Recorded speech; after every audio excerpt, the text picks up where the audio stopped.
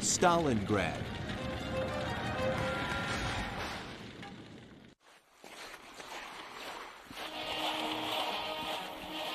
(1942) June.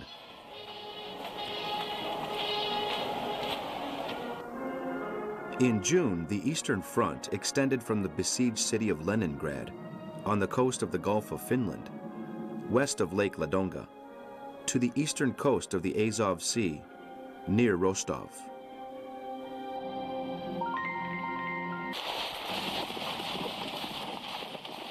By the end of the first year of the invasion, the Germans had captured some 4 million Soviet prisoners. Almost 1 million of these belonged to the Red Army, and all of them were sent to concentration camps in the occupied countries.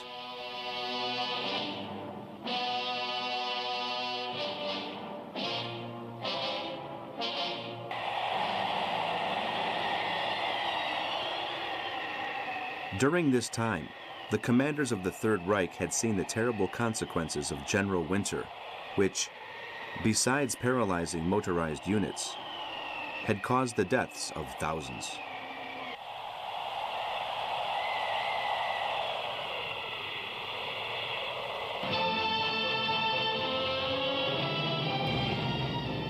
Meanwhile, Army Group North is facing stiff resistance from the Soviet troops in Leningrad.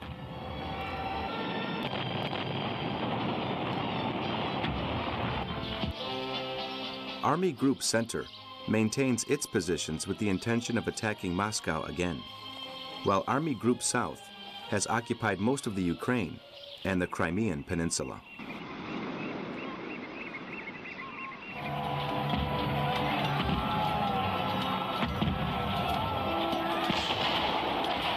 Of the Caucasus, with all its natural resources, the banks of the river Volga, and Baku on the Caspian Sea, are Hitler's immediate objectives. If we do not get the oil of Baku, we will lose the war, he told his general staff.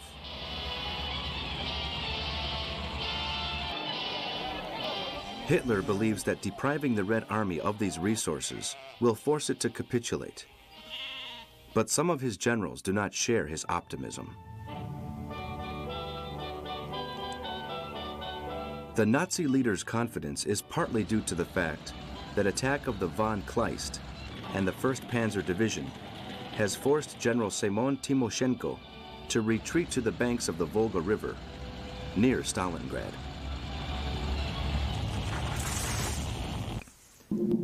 To carry out the summer offensive, the Führer has concentrated an important number of troops to the east of Kharkov, Kursk, and Orel.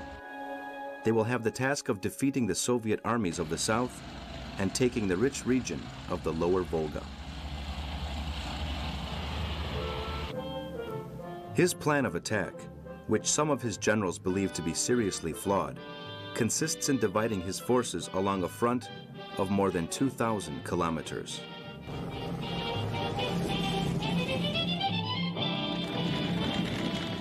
Force A, to which will be added General Hoth's 4th Armored Force, till then in Group B, is to invade and take control of the whole Caucasus region. Force B is to capture Stalingrad, Stalin's city. With more than 700,000 inhabitants, it looks out onto the river Volga, the jugular vein of the Soviet Union. Occupying it would put the Germans in a strong position to control the river and facilitate their reaching Astrakhan, and be an important step in their drive to dominate the Caspian, Black, and Mediterranean seas. The Pearl of the Steppes, as it is known, would give the glorious Nazi army total victory over the Slavic hordes, something which Hitler believes must be achieved before the first snows. However, before the start of the offensive, while the troops of the Third Reich are marching towards the River Don, the plans fall into Soviet hands.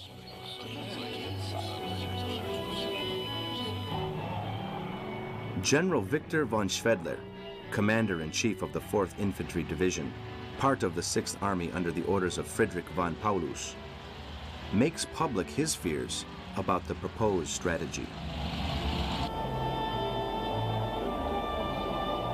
He believes that in the event of the enemy commands suspecting the plans, deploying all the forces in a right angle whose apex is Stalingrad could lead to them being surrounded by the Soviets, which would have serious consequences for the Wehrmacht.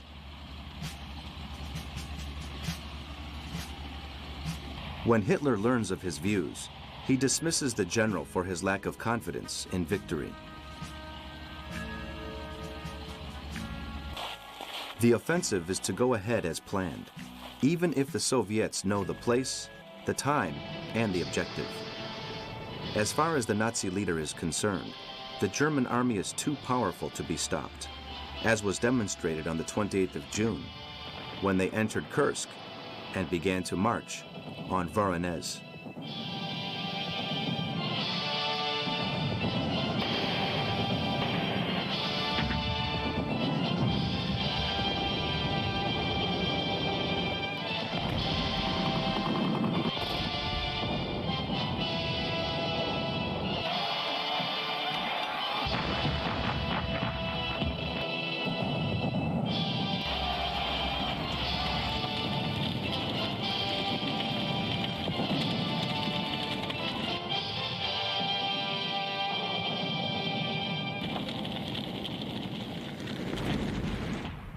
July.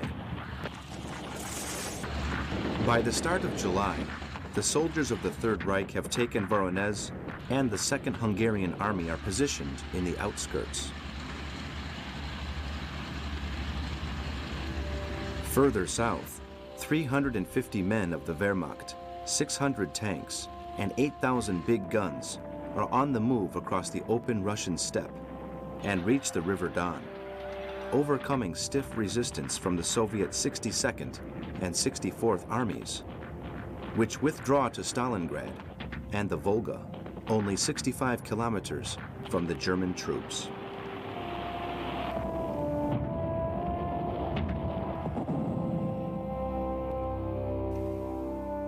On the 10th, Sebastopol falls, and 90,000 Soviet soldiers are made prisoners.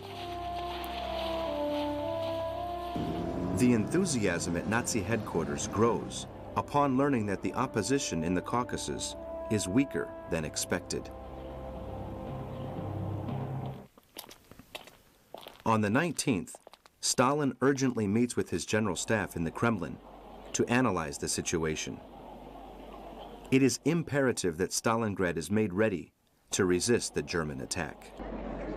Говорят, что мастера по таким вещам имеются не только там, в капиталистических.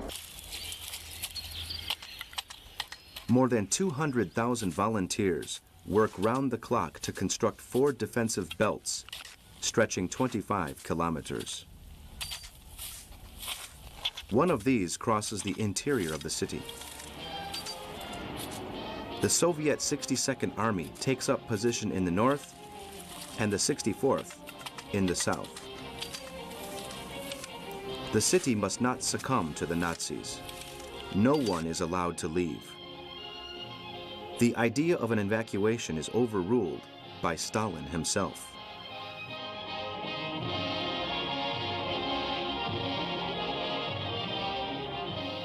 The troops will fight harder for a city that is alive than for one that is dead, he reasons. Stalingrad will be the Wehrmacht's tomb. On the 23rd, the city of Rostov is taken by the German Army's Group A, which crosses the River Don and advances toward the Caucasus. 1 week later, meeting with the OKW, Hitler insists on the great strategic importance of Stalingrad, arguing it will be decisive in the future of the war, and ordering Hoth and his tanks to return to the Caucasus and join Force B.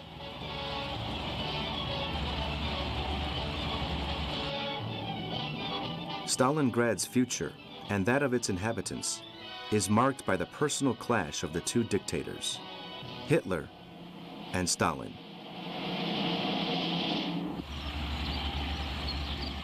August. At the start of the month, von Paulus's troops, with a panzer division in support, attacked Kalach and then Kalachiskaya and Dubovka, establishing a number of bridgeheads on the east bank of the Don. But the lack of fuel and supplies begins to cause tensions between the German commanders. An exasperated General Kleist, head of the First Army, sends a message to the High Command. In front of us, there are no Russians. Behind us, there are no supplies. For 2 months, the German army has forced the Soviets to retreat, inflicting casualties amounting to 1/3 of their men. But now it has to search out the means to solve the supply problem.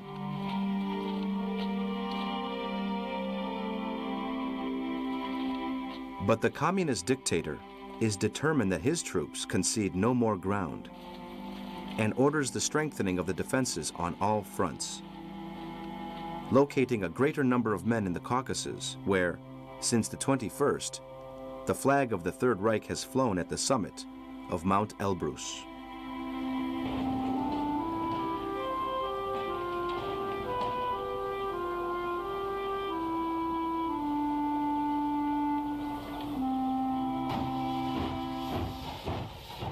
Meanwhile, the Germans cut the railway line linking Stalingrad with Moscow, and on the 22nd, Group B, after hard fighting, reaches the banks of the Volga.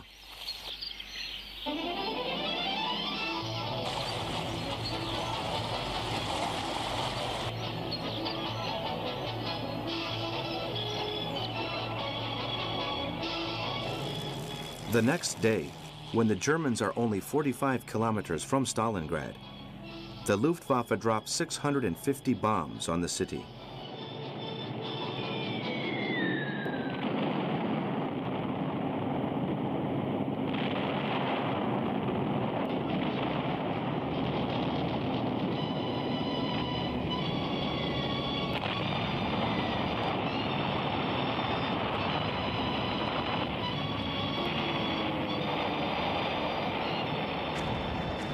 The Soviet anti-aircraft guns managed to bring down some planes, but are unable to prevent the Germans dropping more than 1,000 tons of explosives, flattening the city and causing the deaths of thousands of its inhabitants.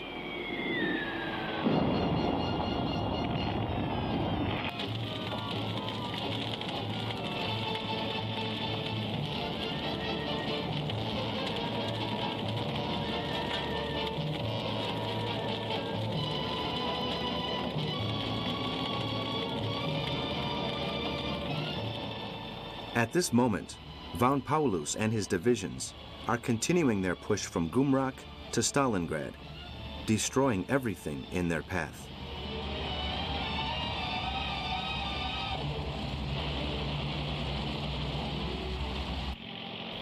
When Wilhelm List, in charge of Army Group A, tells the Führer he considers the scorched earth strategy being carried out against Stalingrad and its surroundings to be misguided, Hitler immediately dismisses him and replaces him with General Paul von Kleist.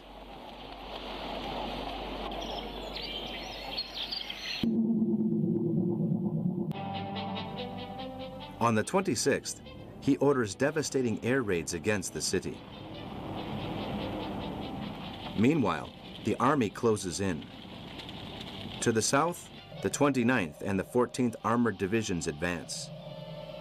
From the west, the 5 Armored Infantry Divisions, and to the north, the 160th Mechanized Infantry.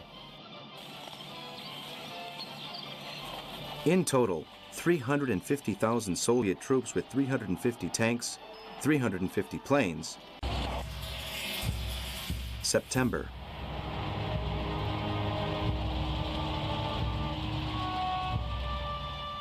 On the 1st of September, the German 6th Army has completely surrounded Stalingrad and appears on the horizon in front of the eyes of the Soviet soldiers posted in the city.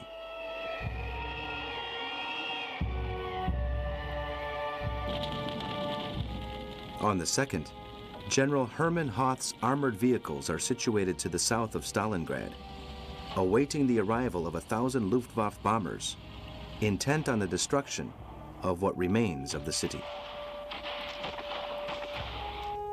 General Zhukov orders General Yeremenko, commander-in-chief of the Stalingrad area, to prepare the 62nd Army under General Alexander Lopatin for a counter-offensive. The latter does not approve of the operation, believing that such a confrontation would end in the destruction of his army. Both Zhukov and Yeremenko consider Lopatin's attitude to be cowardly and agree on his dishonorable discharge. He is replaced by an experienced officer with a reputation for cruelty, Vasily Ivanovich Chuikov, hero of the Civil War. In his first meeting with the head of the Stalingrad Defense Committee, political commissar Nikita Khrushchev, and with other members of the party, he responds to the question of how they are going to save the situation by affirming, "We will defend the city or die in the attempt."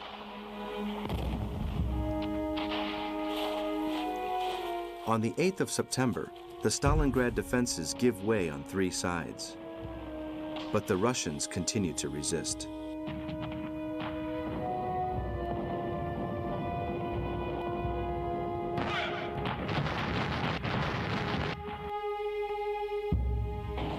Against expectations, Stalin is able to quickly replace the troops and armored vehicles that are lost, thanks to British and American help and to the Soviet factories that haven't stopped working.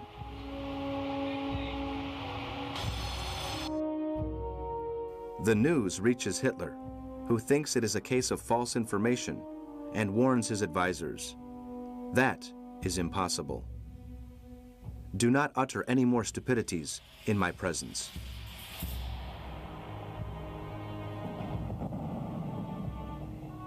On the 12th, Chuikov crosses the Volga and establishes his headquarters on the hill of the Maamev Kurgan, a Tatar cemetery 100 meters high. From there, he observes the situation, a 48-kilometer perimeter with German forces surrounding the city.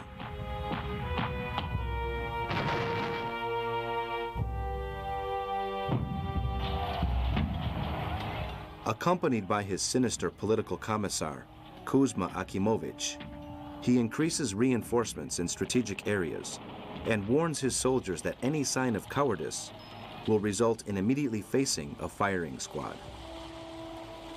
Chuikov, like the dismissed Lopatin, is not convinced that a battle against the Germans outside the city is the right option. There would be greater chance of success if the German troops were forced to fight on ground, where the Soviet forces had the advantage.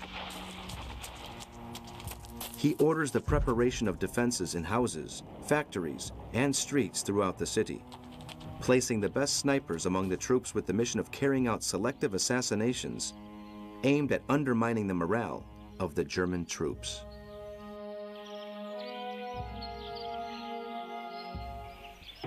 On the 14th, German planes heavily bombed the area on the eastern side of the Volga, through which the Soviet supplies and men arrived to the city.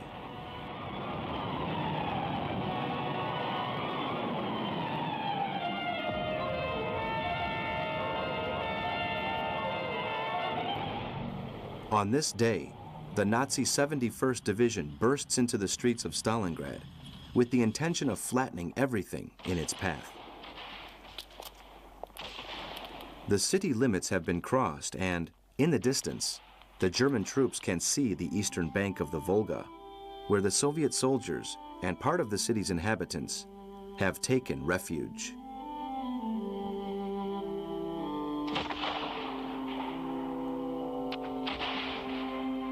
In mid-September, the Germans take the highest point of the metropolis, the Mamaev Kurgan Hill, where Chuikov had installed his headquarters. From here, the German artillery has a greater field of vision in which to locate its objectives. But Chuikov is not prepared to cede the city's high ground, and on the 17th, the Red Army attacks.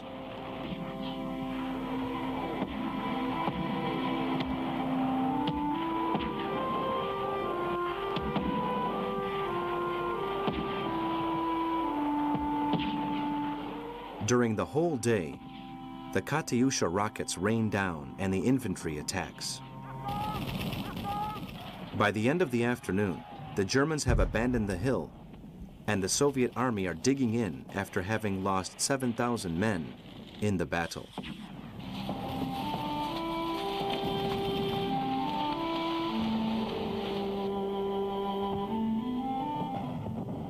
On the 25th of September, following hard fighting, the German panzers reached the factories in the far west of the city, on the banks of the Volga.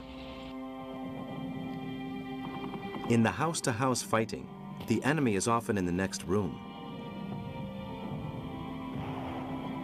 Hitler's soldiers are not trained for this type of war.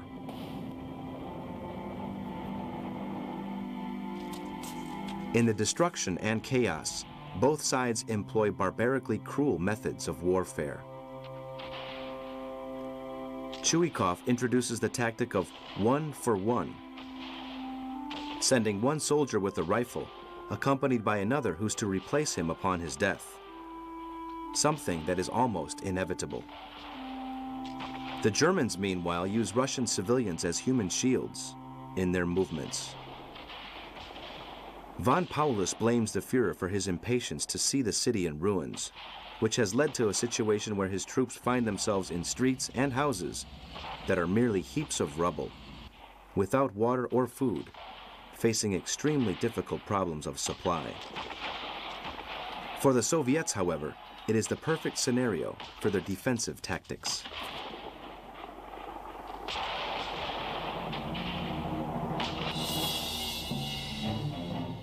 October.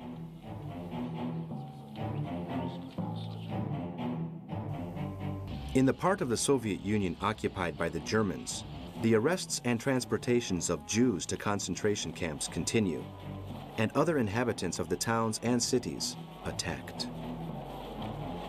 At the start of October, Hitler meets Odlio Globochnik, the head of Operation Reinhard, to demand the speeding up of the murder of Jews and to destroy the evidence, notifies him of the suggestion of Dr. Herbert Linden of the Interior Ministry that the corpses should be incinerated.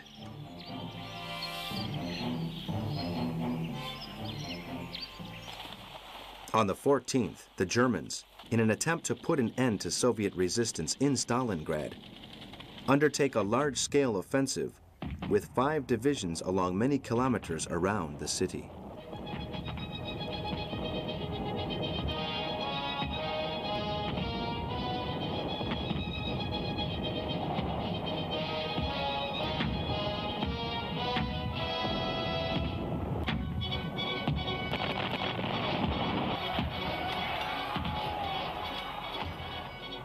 But hiding in their underground shelters, the Soviets kill more than 8,000 German soldiers, while losing 2,000 themselves.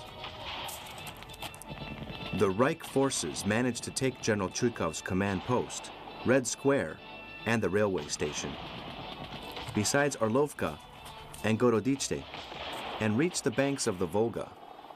But the Soviets have hardly moved from their defensive positions. Paulus and Chuikov are head-to-head. Soviet soldiers are hiding in the ruins all over the city, and the Germans are unable to flush them out.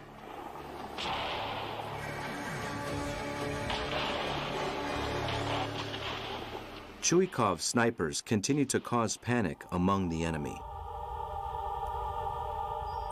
The Germans use Russian children in their search for water and food, whom, without pity, the Soviet soldiers assassinate as traitors.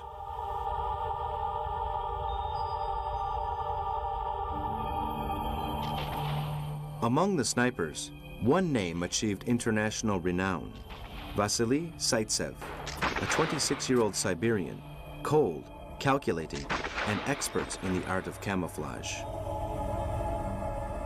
He alone shot more than 200 Germans and, thanks to press reports of his actions, became a national hero.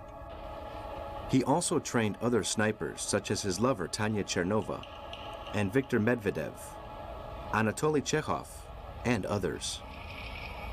Together, they killed more than 3,000 German officers and soldiers. Hitler's high command, alarmed by the number of casualties inflicted by Soviet snipers, and seeing the detrimental effects of the morale on their troops in Stalingrad, decides to send to the ruined city his own best marksman, Major Heinz Thorwald, a sniper known as König, with the single mission of killing of their most dangerous enemy, Vasily Zaitsev. The two snipers stalked each other among the ruins, each man waiting for a mistake that would make his opponent easy prey.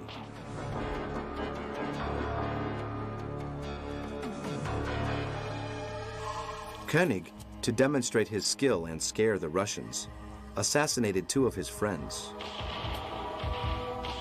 This led Vasily to go out in search of his enemy.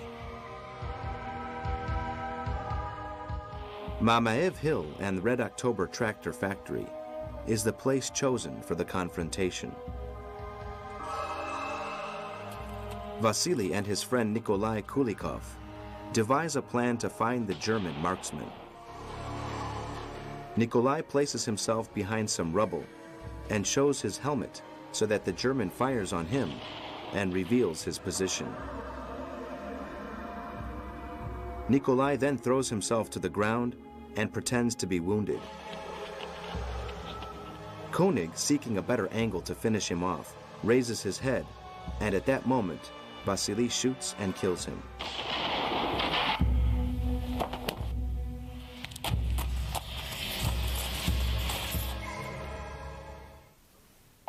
Two months after the start of the Battle of Stalingrad, the Germans control 90% of the city, but are unable to put an end to Soviet resistance.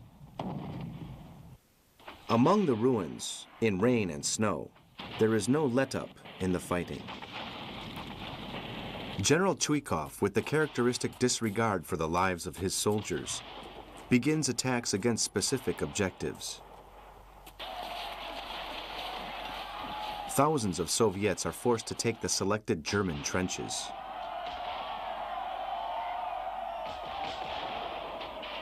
They are ordered to advance with a battalion of riflemen, aiming weapons at their backs.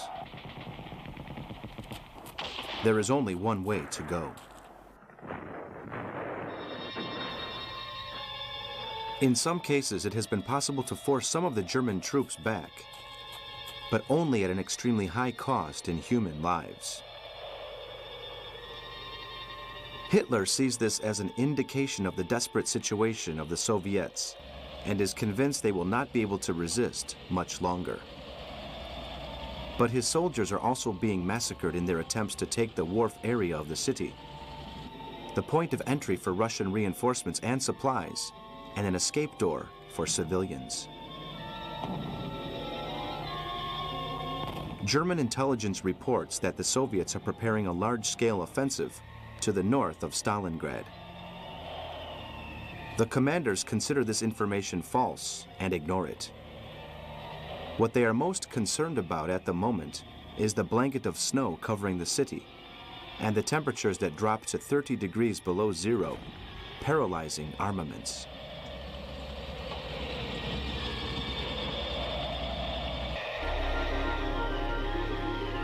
November.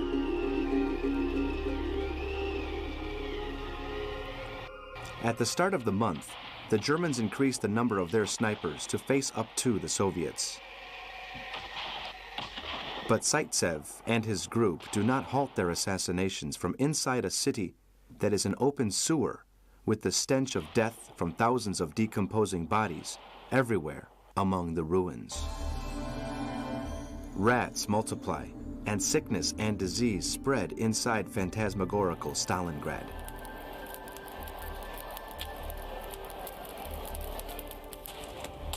The Germans call their struggle for the city the Battle of the Rats, and sometimes what looked like an enemy soldier turns out to be no more than a mound of ruins full of rats.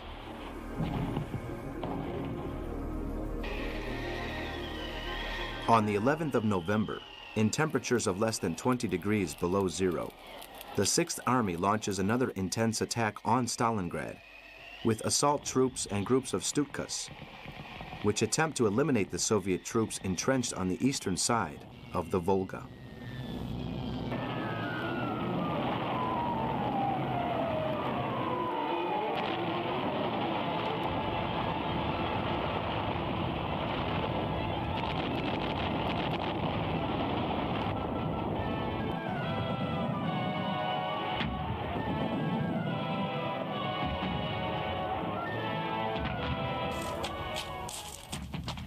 Chuikov's soldiers split up into cells to fight a guerrilla war. Some take on the German infantry, while others concentrate on the panzers.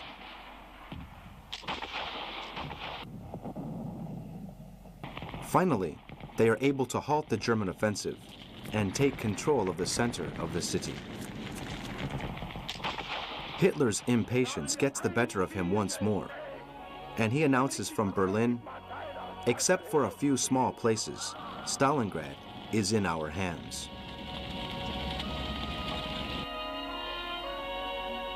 Stalingrad and the Allied landings in the north of Africa occupy the attention of Hitler and his general staff, and they do not pay sufficient attention to the reports that General Georgy Zhukov is concentrating an enormous army to the north, from the outskirts of Voronezh to Elitsa.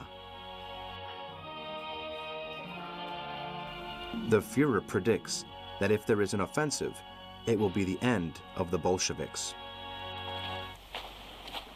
But the Soviets have accumulated 3 army groups with 27 new divisions and 17 armored brigades of reinforcements, spread out on different fronts.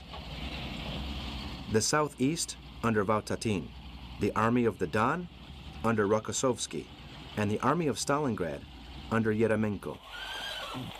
Altogether, there are more than 1 million men, 1,500 tanks, 13,000 artillery pieces, and 1,200 planes.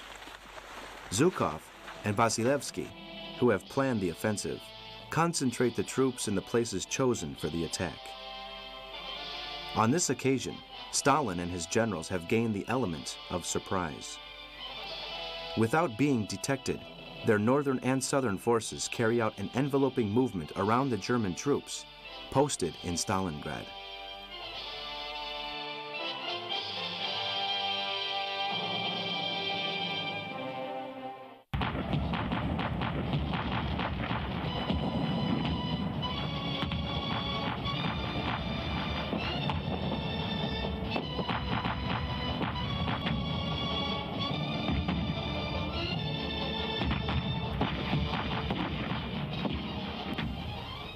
Katyusha rockets rain down on the German lines between Serafimovi and Klestkaya. Artillery and mortars open fire among a 30-kilometer front on the soldiers of the Reich, particularly the Romanians. The Soviet T-34s attack not only Romanians and Germans, but also Hungarians and Italians, managing to knock out 15 divisions and taking 70,000 prisoners.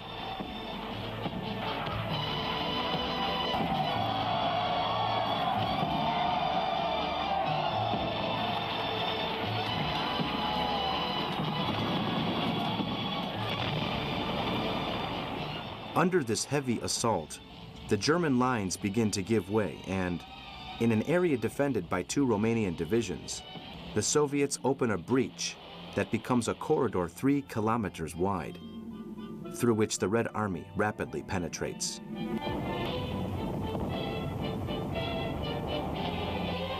On the 20th of November, Vatutin and Rokossovsky attacked their forces to the west of the Don and occupy Kalach, the Germans' main supply post.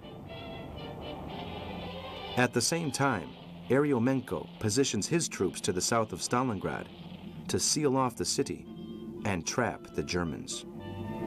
The enveloping operation has been completed, and on the 24th, von Paulus's 18 divisions find themselves encircled by the Soviets. They are cornered just at the time when the Russians' oldest ally makes his presence felt with a vengeance: winter.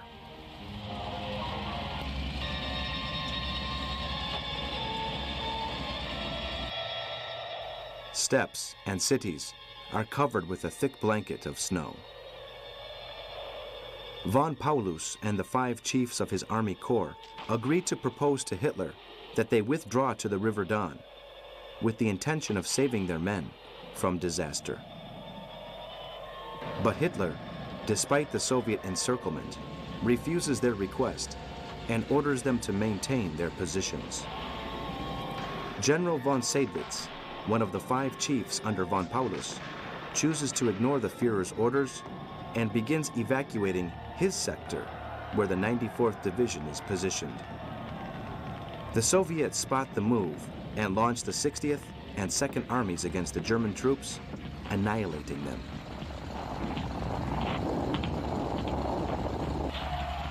Now, the Red Army troops move rapidly between the Volga and the Don. The Soviet winter offensive has raised the morale of the soldiers defending Stalingrad. Desperate, von Paulus again requests authorization from Hitler to withdraw. The request reaches the Nazi leader at Rastenburg on the 23rd, when he is meeting with his advisors and General Kurt Zietzler, the new chief of the Army General Staff, who replaced General Franz Halder, dismissed in mid-October, for criticizing the Führer's strategy on the Eastern Front. The Führer and his advisors believe that they have found the solution to the problem of Stalingrad: the transfer of 2 divisions currently in the Caucasus to the area.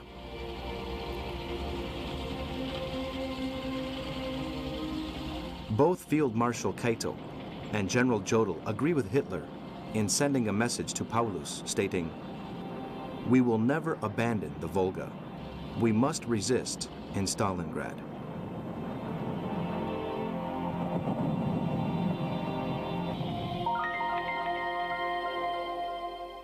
December.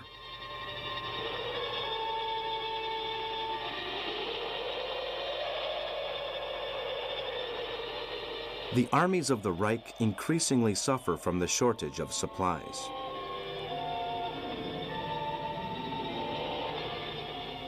On the 2nd, the Soviets launch another offensive with Katyusha rockets, which the Germans can hardly respond to because of their lack of ammunition.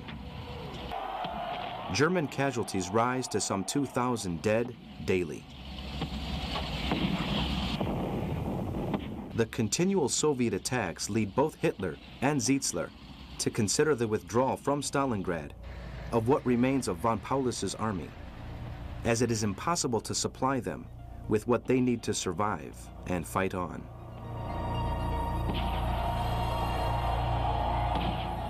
But when the OKW commanders are discussing the problem, Field Marshal Göring turns up, fresh from a holiday in Paris, as opinionated and arrogant as ever. "My Führer, we will take Stalingrad. As head of the Luftwaffe, I guarantee we will supply 500 tons daily to the 6th Army." From the airlift that was started at the end of November, with continuous flights from Tazinskala and Morosovskaya to Pitomnik and Gumrak, employing 320 planes, only 100 Junkers now remain. The number of planes and flights to Stalingrad are increased to try to fulfill Göring's promise. The Luftwaffe lost 278 planes. Most pilots refuse to continue landing on small bits of land, where it is almost impossible to take off again afterwards due to the snow. They drop their cargoes from the air. Von Paulus warns Hitler, "If the 1,000 tons of supplies per day we need do not arrive, the catastrophe will be complete." The intense cold is causing the deaths of thousands of men every day. Hunger forces them to eat rats and dogs that are found dead or alive. Ammunition and fuel are used up. Part of Hitler's invincible army now finds itself like pariahs, hidden among the rubble of a city in ruins. Paulus makes a final attempt to find an exit to escape to the Caspian Sea, but there is no exit. All routes are blocked by Russian troops. But Hitler still insists that the Sixth Army will capture Stalingrad, and the troops transferred from the Caucasus under Field Marshal Manstein, which are already in Kotelnikovo, 140 kilometers to the south of Stalingrad, are charged with breaking the siege.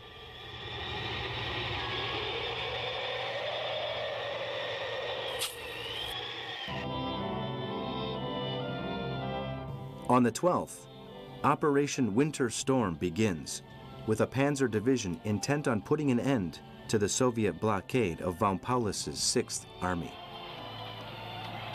But the Red Army troops are able to stop the German offensive with a heavy counterattack, which puts the brakes on Manstein's divisions 50 kilometers from the city.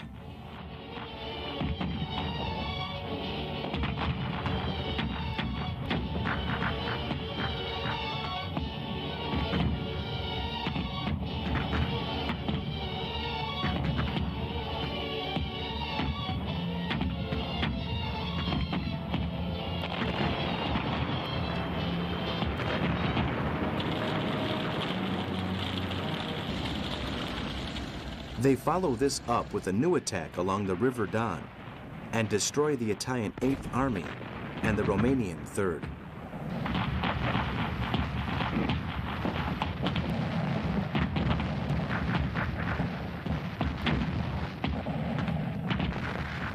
Operation Winter Storm has failed, and von Paulus's men continue holed up in Stalingrad.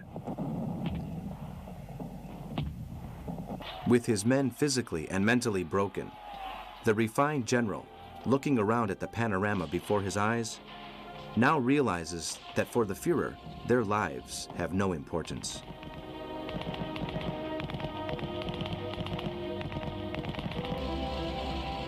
On the 19th of December, in a second attempt, the German troops 50 kilometers from Stalingrad try once more to open a breach to enable them to link up with the Sixth Army. But they only encounter another disaster.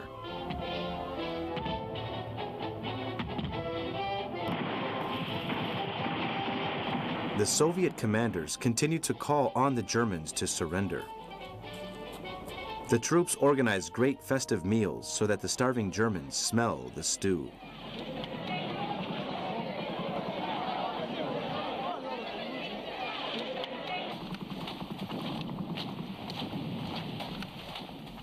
At 5-minute intervals, the Soviet loudspeakers announce, "Every 7 seconds, a German soldier dies in Stalingrad."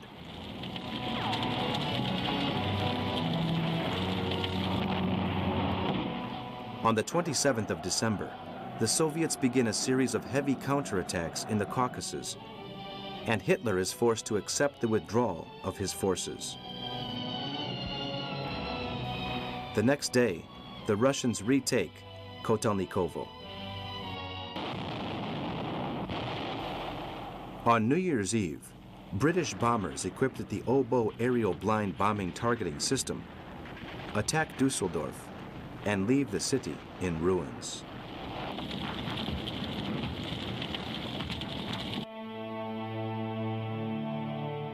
(1943)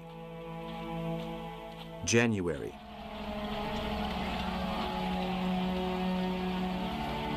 Advancing in the Caucasus, the Soviets retake Rostov and the River Terek.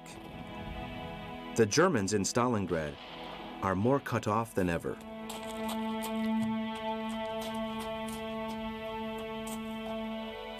Their discipline broken, some surrender to the Russians and plead in tears for a plate of food.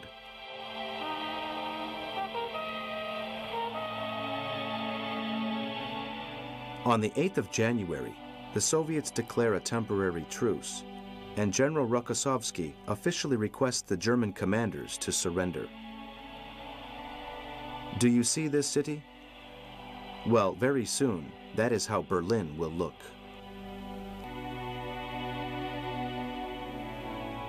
Hitler responds, "Surrender is forbidden." The Sixth Army will maintain its position to the last breath of the last man.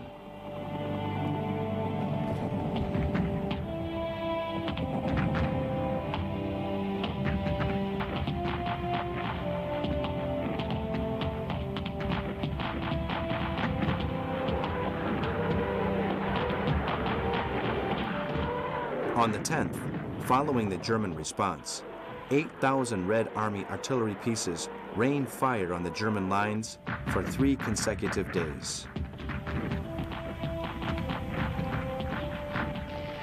On the 17th, the Soviets again offer the Germans the chance to surrender, and once more it is declined.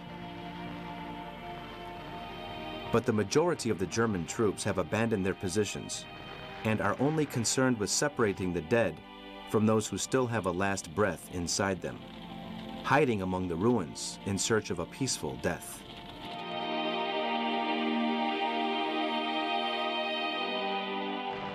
On the 24th, the Soviet artillery begins a massive bombardment of von Paulus's forces, who try to flee through different parts of the city, while the Russian snipers pick them off one by one.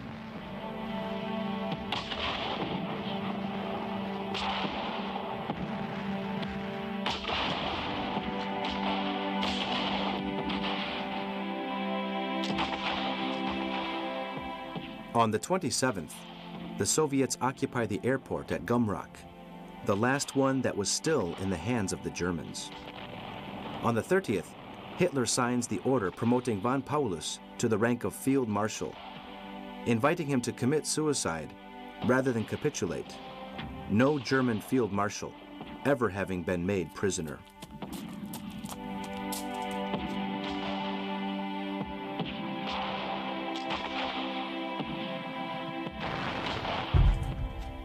February.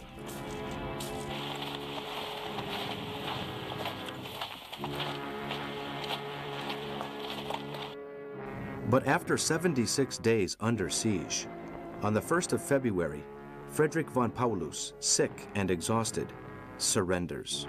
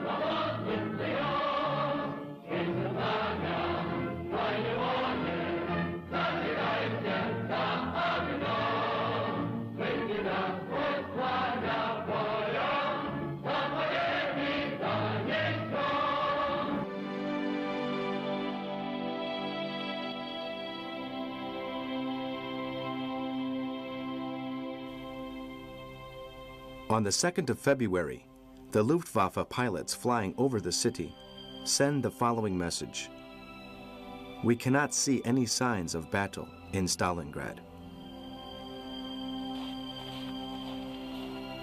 Of the 350,000 Germans that reached Stalingrad, 145,000 died in the battle due to the cold, hunger, and illness.